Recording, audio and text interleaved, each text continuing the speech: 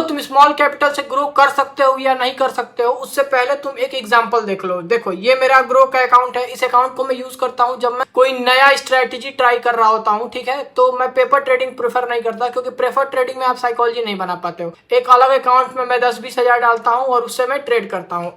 अब देखो अप्रैल में मैं एक स्टॉक की स्ट्रेटेजी बनाता हूँ ट्रेड करने की, ठीक है। मुझे उसको बैक टेस्ट करना था, मैंने 20,000 रुपए डाले अकाउंट में, ठीक है। उसके बाद तुम देखो मुझे पहले दिन 8,000 का प्रॉफिट होता है, फिर दूसरे दिन 123 रुपए, फिर तीसरे दिन 21,000, फिर 23,000 का लॉस, फिर 14,000, 5, 6 ऐसे ऐसे करके, और मैं महीने पूरी मई के महीने में मेरे प्रॉफिटेबिलिटी लगभग 70% के आसपास होती है। अगर तुम वीक्स देखोगे तो देखो एक भी वीक मेरा निगेटिव में क्लोज नहीं हुआ है। अब इसके पीछे की मैं तुम्हें साइकोलॉजी बताता हूँ, ठीक है, ध्यान समझना।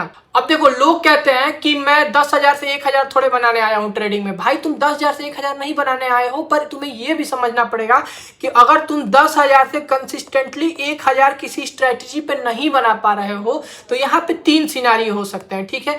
पहली कि तुम्हारा कोई प्लान ही नहीं है, ठीक है। दूसरी तुम्हारा रिस्क मैनेजमेंट सही नहीं है, और तीसरी तुम्हारी साइकोलॉजी सही नहीं है, ठीक है। सबसे पहले अगर तुम मार्केट में आ रहे हो तो तुम्हारा एक प्लान होना चाहिए। स्मॉल कैपिटल को अगर तुमने ग्रो करना सीख लिया, अगर तुम 10,000 से कंसिस्टेंटली 300, 400, 500, 1,000 बना पा रहे हो डेली का, ठीक है, तो जिस दिन तुम्हारे अकाउंट में 1,00,000 रुपए रहेंगे, तुम आराम से दिन का 5,000, 6,000, 10,000 बना पाओगे बिना किसी दिक्कत के। जब मेरे पास भी लोग आते हैं ना, तो उनका यही सवाल होता है कि भाई मैंने 12 लाख 15 लाख घाटा कर दिया, और मैं उनसे पूछता हूँ कि तुम्हारी स्ट्रेटेजी क्या थी, तो बस सपोर्ट के ब्रेकआउट पे, रेजिस्टेंस के ब्रेकआउट पे ट्रेड करता था, मैं ग्रीन कैंडल पे ट्रेड करता था, वॉल्यूम नहीं देखता था, ऑप्शन चेन का आइडिया नहीं है, ओपन इंटरेस्ट का आइडिया नहीं है, FIIs का डेटा नहीं चेक करते हैं। अब तुम ये बताओ कि अगर तुम्हें ये सब नॉलेज नहीं है, तो तुम मार्केट में तुम 10,000, 1,00,000, 10 लाख, 1 करोड़ लेके उतरो, तुम वहां से प्रॉफिटेबल कभी नहीं हो पाओगे, ठीक है।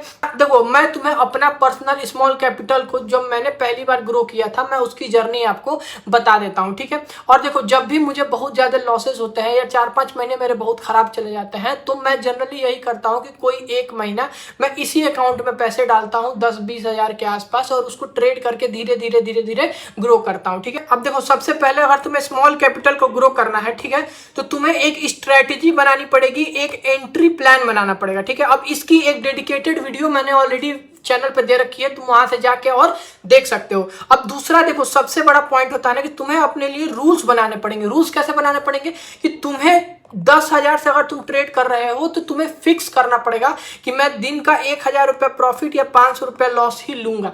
तुम्हें कोई मतलब नहीं कि मार्केट कितना ऊपर चला गया, कितना नीचे चला गया, या फिर क्या है, तुम्हें एक 1:2 का रिस्क रिवॉर्ड फॉलो करके और मार्केट से पैसा बनाना सीखना पड़ेगा।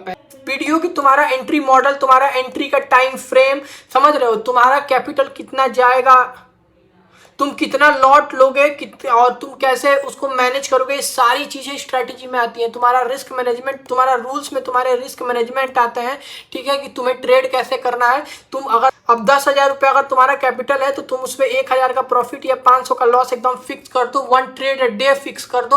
अगर तुम स्मॉल कैपिटल को ग्रो नहीं कर सकते हो, तो बड़े कैपिटल से तुम कभी प्रॉफिटेबल नहीं हो पाओगे।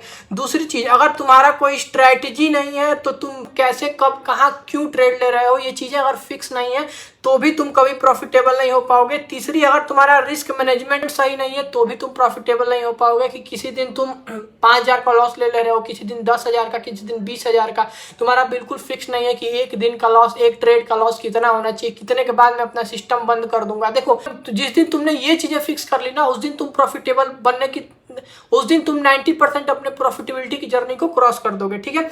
अब स्मॉल कैपिटल में स्ट्रेटेजी बना ली तुमने, रिस्क मैनेजमेंट बना लिया, उसके बाद तुम्हें नंबर ऑफ ट्रेड्स डिफाइन करने होते हैं, ठीक है।